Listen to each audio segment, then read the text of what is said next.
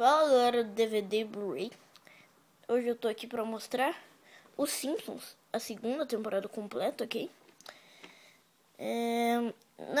Essa não é a edição Digipack, é a edição com 2 estojos, ok? Então bora lá mostrar. Esse aqui é a capa do box da coleção Hanna-Barbera, né? Simpsons, segunda temporada completa. Aqui uma imagem, 5 discos. Aqui a lombada do box, uma temporada completa, Hanna-Barbera, Simpsons, tudo aí. Aqui atrás nós temos uma sinopse, né? Os episódios mais divertidos da história da Pedra. Aqui as informações especiais, né? Especificações técnicas, todas aqui.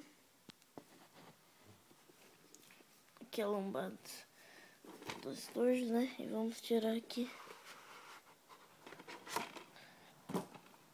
os estojos. Então, esse aqui é o primeiro estojo, com 4 discos, do episódio 1 ao 25. Esqueci de falar, tem 32 episódios aqui. 32 episódios. Então, aqui é praticamente a mesma coisa do box, só que o box tem um fundo diferente, né? Aqui é lombado. Aqui atrás tem os episódios de cada disco. Tá vendo?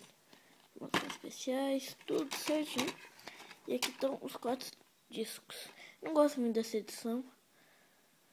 Nesse estojo, né? Que vem 4 aqui. O disco 1, disco 2, disco 3 e disco 4.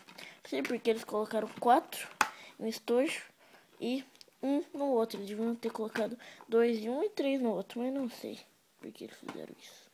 Aqui, mesma coisa, aqui com um fundo diferente, de novo. Lombado. Traz os episódios desse disco. E aqui o disco. Então, galera, esse aqui foi o vídeo. Então é isso. Tchau.